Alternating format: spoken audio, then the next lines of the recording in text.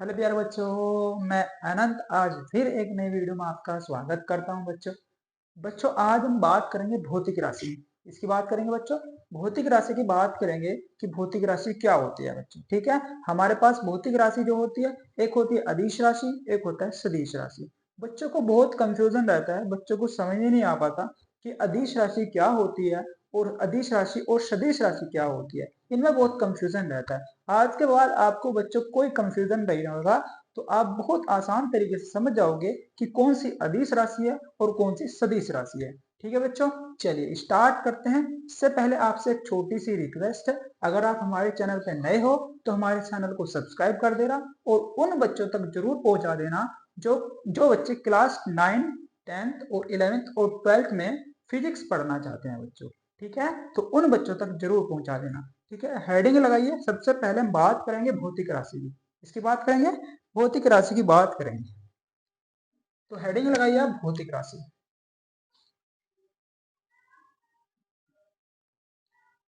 भौतिक राशि, देखिए बच्चों भौतिक राशि क्या होती है। देखो, इसे हम इसको उदाहरण के माध्यम से आपको समझाना चाहेंगे, इससे जल्दी समझ में आ जाएगा आपको। ठीक है, देखिए एक हमारे पास एक पेंसिल है। मान लेते हैं हमारे पास एक पेंसिल है, दो पेंसिल होगी हमारे पास, एक ही हमारे पास और एक पेंसिल हमारे पास ये। अब ये जो पेंसिल है, इनका कुछ ना कुछ लंबाई है, तो ये जो हमारे पास इसकी इस पेंसिल की भी कुछ ना कुछ लंबाई होगी और इस पेंसिल की भी कुछ ना कुछ लंबाई होगी। तो लंबाई जो होगी, लंबाई, ये जो लंबाई है यह एक क्या है, राशि है। क्या है बच्चों, एक राशि है। ठीक है, अब ये जो लंबाई है एक क्या है, राशि है। और इस राशि का, इस लंबाई का हम क्या कर सकते हैं, इसका मापन किया जा सकता है। इस राशि का यानी कि जो राशि लंबाई है, इसका हम क्या कर सकते हैं, इसका मापन कर सकते हैं। तो ये मान लेते हैं 5 सेंटीमीटर की है। कितनी है, 5 सेंटीमीटर की है। और ये हमारे पास 10 सेंटीमीटर की है। यह 10 सेंटीमीटर की है। तो ऐसी राशि जिसका हम मापन कर सकते हैं, तो ऐसी राशि को हम क्या बोलेंगे, भौतिक राशि बोलेंगे बच्चों। क्या बोलेंगे, यानी कि इस लंबाई का एक गुण है। वो गुण क्या है, वो गुण है कि इसका मापन किया जा सकता है। क्या कर सकते हैं बच्चों, इसका मापन किया जा सकता है, इसलिए हम इसको क्या बोलेंगे बच्चों, भौतिक राशि बोलेंगे बच्चों। ठीक है, देखो ये लंबाई है और लंबाई के अंदर एक गुण है। क्या बच्चों, एक गुण धर्म है, लंबाई का एक गुण धर्म है। वो क्या गुण है, वो गुण है कि इसका मापन किया जा सकता है। हमने मापन किया, इसकी जो लंबाई है वो 5 सेंटीमीटर है और जो इसकी लंबाई है वो 10 सेंटीमीटर है। समझ गए इतनी बात, यानी कि लंबाई के अंदर क्या गुण है, लंबाई के अंदर एक गुण है जिसका मापन किया जा सकता है। और मापन क्या किया, हमने मापन किया, ये 5 सेंटीमीटर की है और ये 10 सेंटीमीटर की है। हमने इसका मापन मापन कर दिया कि भाई ये 5 सेंटीमीटर की है, ये 10 सेंटीमीटर की है। ये क्या है, 5 और 10 सेंटीमीटर, ये लंबाई का मापन किया। ये इसके अंदर लंबाई के अंदर एक गुण है। क्या है, गुण धर्म है। इस लंबाई का गुण धर्म क्या है, यानी कि इस लंबाई का गुण धर्म है कि इसका मापन किया जा सकता है। ठीक है, समझ गए। तो लिखेंगे आप, वे गुण धर्म, वे गुण धर्म, गुणधर्म जिनका जिनका मापन संभव होता है, जिनका मापन संभव होता है, उनको क्या बोलेंगे, भौतिक राशि बोलेंगे। भौतिक राशि, इनको क्या बोलेंगे बच्चे, भौतिक राशि, यानी कि जिसको हम क्या कर सकते हैं, माप सकते हैं। तो ऐसी राशि को क्या बोलेंगे बच्चों, भौतिक राशि। पर कुछ ऐसी राशि होती है जिनका हम मापन नहीं कर सकते। कैसे, देखो जैसे आप हो, आप अपनी मम्मी से कितना प्यार करते हो, बहुत प्यार करते हो नहीं करते हो। तो उस प्यार का आप मापन कर सकते हो, कर सकते हो, नहीं कर सकते ना। आप बता नहीं सकते कि आप 5 न्यूटन प्यार करते हो या 10 किलोमीटर आप प्यार करते हो, तो उसका मापन नहीं किया जा सकता। तो ऐसी राशि को आप भौतिक राशि नहीं कहोगे, ऐसी राशि को आप भौतिक राशि नहीं कहोगे। और ना ही हम इन राशियों को हम फिजिक्स के अंदर नहीं पढ़ पाते, यानी कि ना हमको देखने को मिलती है, फिजिक्स के अंदर इनको देखने को नहीं मिलती। जिन राशि का हम मापन नहीं कर सकते वे राशि भौतिक के अंदर आपको देखने को नहीं मिलेगी। ठीक है बच्चों, कौन सी देखने को मिलेगी? जिनका आप मापन किया जा सकता है। जैसे जैसे हमारे पास लंबाई है और लंबाई का हम मापन कर सकते हैं, इसलिए हम इसको भौतिक राशि बोलते हैं। ये क्या है? हमारे पास एक भौतिक राशि है। ठीक है बच्चों, समझ गए?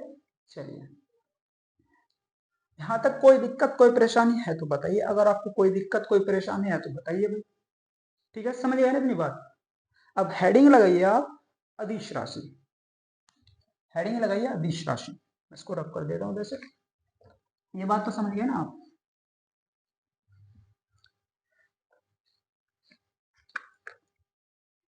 अब देखो बच्चों, आज के बाद आप कभी भूल नहीं पाओगे हमारे से अदिश राशि पढ़ाई।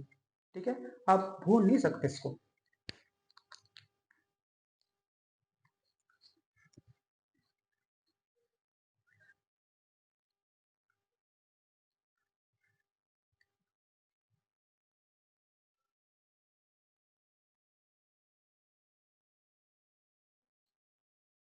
हेडिंग लगाइए आप अदिश राशि।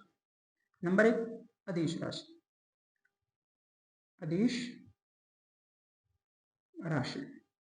देखो बच्चों, अदिश राशि क्या होती है, इसकी पहले आपको मैं परिभाषा बता देता हूँ कि ये होती क्या है।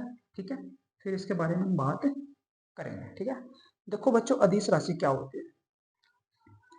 वे भौतिक राशि, वे भौतिक राशि जिनको व्यक्त करने के लिए परिमाण की आवश्यकता होती है। किसकी होती है?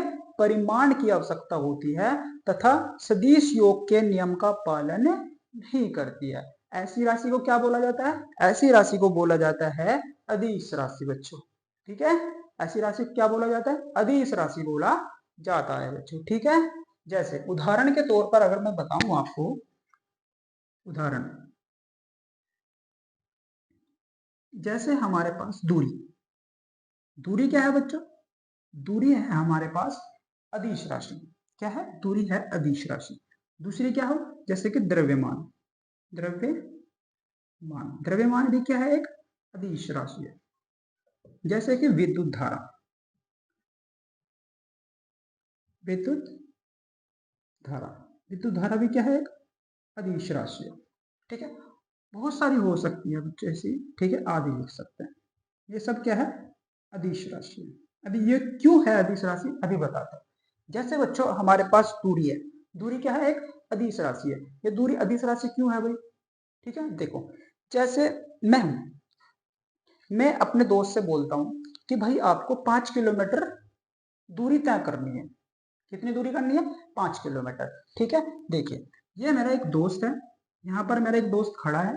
ठीक है बच्चों, तो उसको मैंने बोला कि भाई आपको 5 किलोमीटर दूरी तय करनी है। ठीक है, ठीक है, उसने बोला कि ठीक है भाई, मैं दूरी तय कर दूंगा। चलिए, अब वो चलता है 5 किलोमीटर इधर। कितना चला? 5 किलोमीटर। वो इधर चला, फिर 5 किलोमीटर इधर चला, 5 किलोमीटर, फिर 5 किलोमीटर इधर चला। भाई उसकी मर्जी है, वो किधर भी चल सकता है। फिर 5 किलोमीटर इधर चला। ठीक है बच्चों, फिर 5 किलोमीटर इधर चला। यानी कि कहने का मतलब क्या हुआ?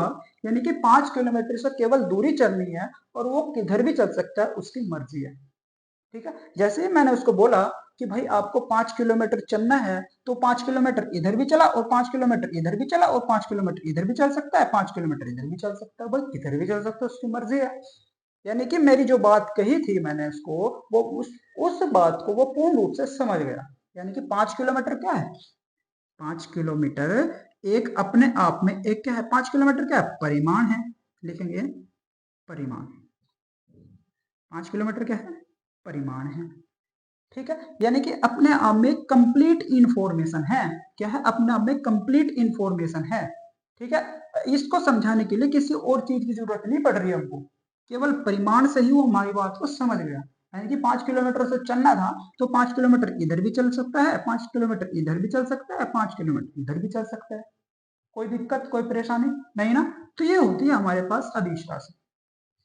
ठीक है, जैसे द्रव्यमान है, दूसरा उदाहरण हम बात करते हैं द्रव्यमान की, ठीक है। इसको रब कर देता हूँ नीचे से, ये तो समझिए ना बात।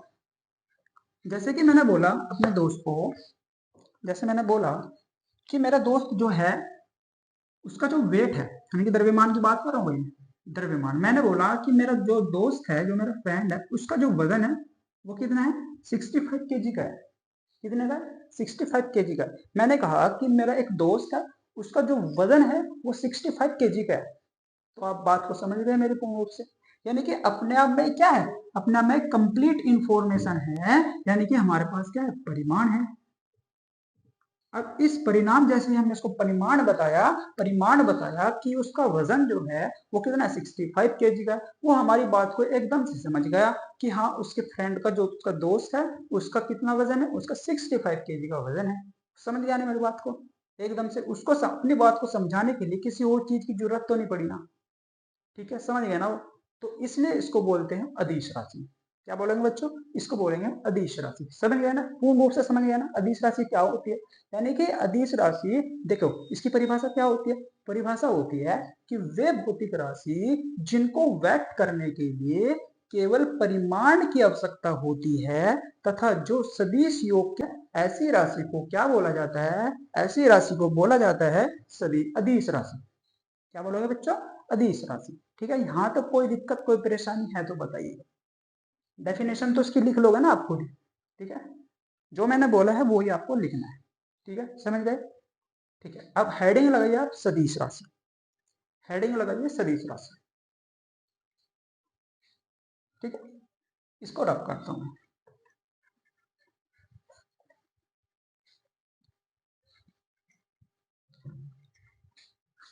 हेडिंग लगाइए सदिश राशि।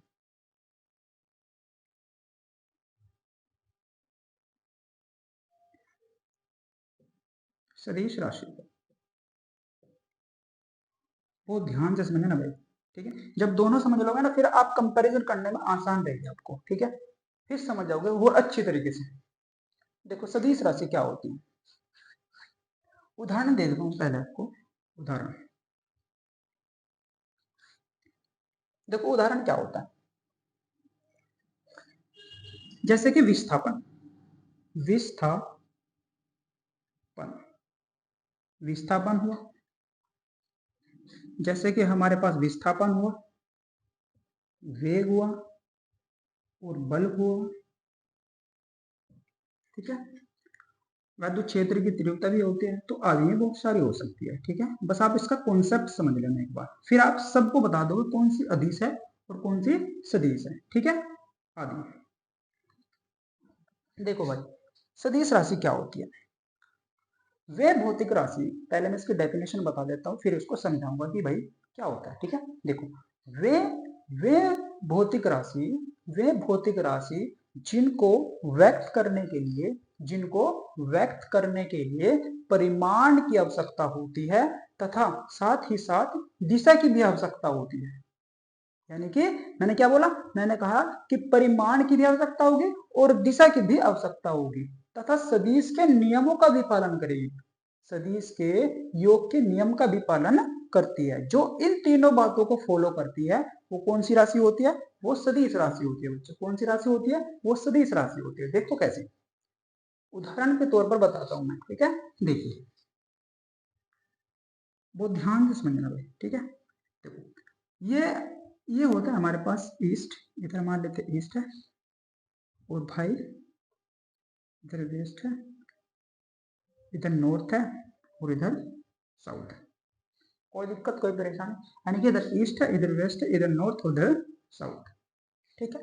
अब देखो, अब मैं हूं, मेरा जो घर है यहाँ पर है, मेरा जो रूम है या घर है मेरा यहाँ पर है, और मेरा जो रूम है या घर है इसमें हम दो आदमी रहते हैं, एक मेरा दोस्त एक मैं, ठीक, कोई दिक्कत, कोई परेशानी, ठीक है। मैं और मेरा दोस्त यहाँ पर रहते हैं, ठीक है। अब यहाँ पर एक दुकान है, मान लेते हैं एक दुकान है, यहाँ पर क्या है, एक दुकान है, मान लेते हैं क्या है, दुकान, दुकान, ध्यान से समझना भाई, ठीक है। देखो ये दुकान है, और इस दुकान पे जो रहता है, किसकी दुकान है, ये दुकान देखते हैं हम रामू की, रामू की ये क्या है, दुकान है, ठीक है। अब मैं रहता था यहाँ पर, एक मेरा दोस्त रहता था, ठीक है। मैंने अपने दोस्त से बोला कि भाई आप रामू की दुकान पे 5 किलोमीटर चलना है, आपको रामू की दुकान पर पहुंचना है। मैंने अपने दोस्त से बोला कि भाई आपको 5 किलोमीटर चलना है और रामू की दुकान तक पहुंचना है, आपको रामू की दुकान तक जाना है, 5 किलोमीटर है, ठीक है। तो उसने, जो दोस्त था मेरा, उसने कहा चलो ठीक है। उसको रामू की दुकान नहीं पता था कि रामू की दुकान किस साइड है, ठीक है। मैंने बोला कि भाई, मैंने अपने दोस्त से बोला कि भाई आपको 5 किलोमीटर चलना है, रामू की दुकान पर पहुंचना है। कहाँ पहुंचना है? रामू की दुकान पर। और रामू की दुकान कितनी दूरी पर है? 5 किलोमीटर दूरी पर है, ठीक है। यहाँ से दूरी कितनी है? 5 किलोमीटर, ठीक है। यानी कि घर से रामू की दुकान तक की जो बीच की दूरी है वो कितनी है? 5 किलोमीटर।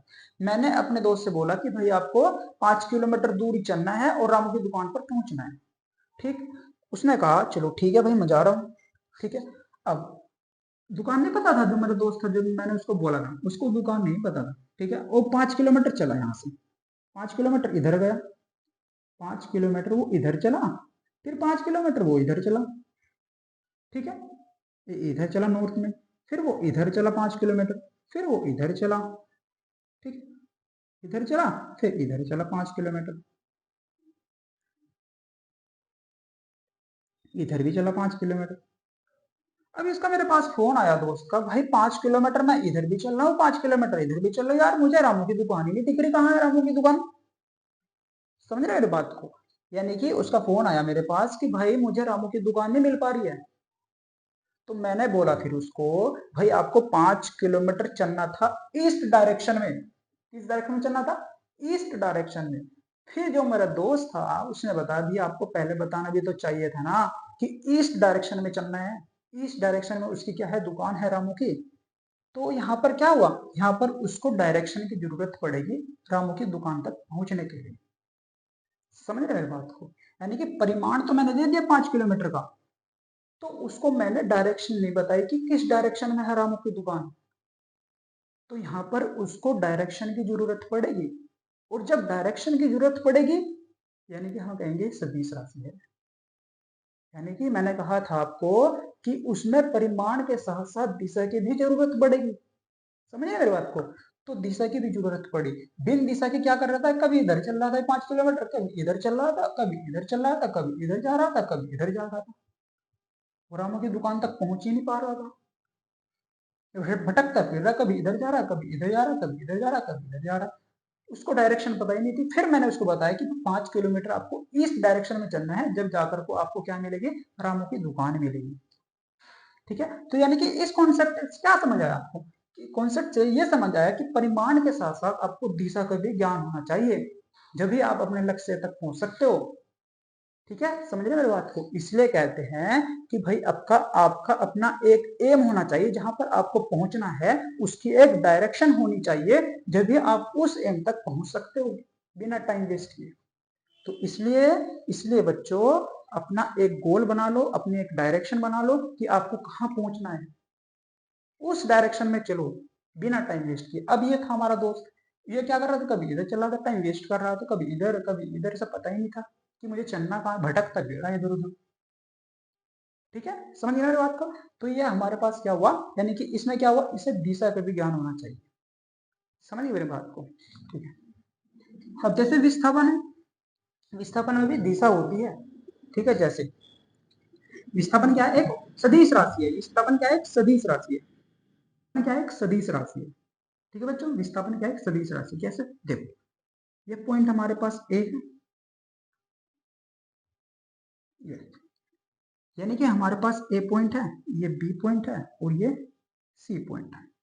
अब ये 3 किलोमीटर इधर चला, और फिर 3 किलोमीटर ये इधर चला, यानी कि 3 ही मान लो, ठीक है। 3 किलोमीटर इधर चला, यानी कि विस्थापन किधर होता है? यानी कि जहां से चला, यानी कि प्रारंभिक बिंदु और अंतिम बिंदु के जो बीच की दूरी होती है वही तो विस्थापन कहलाता है। यानी कि विस्थापन कहाँ होगा? इसका विस्थापन ये होगा, यानी कि प्रारंभिक बिंदु और अंतिम बिंदु को मिला दो, वही क्या होता है? विस्थापन होता है। समझ गए मेरी बात को? यानी कि विस्थापन क्या हुआ?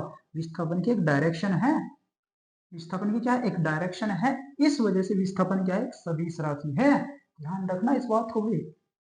समझ गए ना मेरी बात को? यानी कि विस्थापन क्या है? एक सदिश राशि है, क्योंकि इसकी डायरेक्शन आप ये नहीं कह सकते हो ये विस्थापन है यहाँ से यहाँ तक, ना ना ना ना। इसकी एक डायरेक्शन है भाई, इसलिए हम इसको सदिश राशि क्या बोलते हैं, इसलिए विस्थापन को क्या बोलते हैं, सदिश राशि बोलते हैं बच्चों, क्योंकि इसकी एक डायरेक्शन है। इसी प्रकार से बल है और वेग भी ऐसे, ठीक है, समझ गए। तो ये था हमारे पास सदिश और अदिश राशि बच्चों। आई होप आप अच्छे तरीके से समझ पाए होंगे, ठीक है। आज के बाद आप कभी सदिश और अदिश राशि में राशि आप भूल नहीं पाओगे, ठीक है बच्चों। चलिए, ये थी हमारे पास सदिश और अदिश राशि, ठीक है बच्चों। चलिए, आज का टॉपिक यहीं तक रखते हैं बच्चों, ठीक है। मिलते हैं नेक्स्ट वीडियो में। अगर आपको हमारी वीडियो अच्छी लगी हो तो लाइक और शेयर भी कर देना बच्चों, ठीक है। मिलते हैं नेक्स्ट वीडियो में।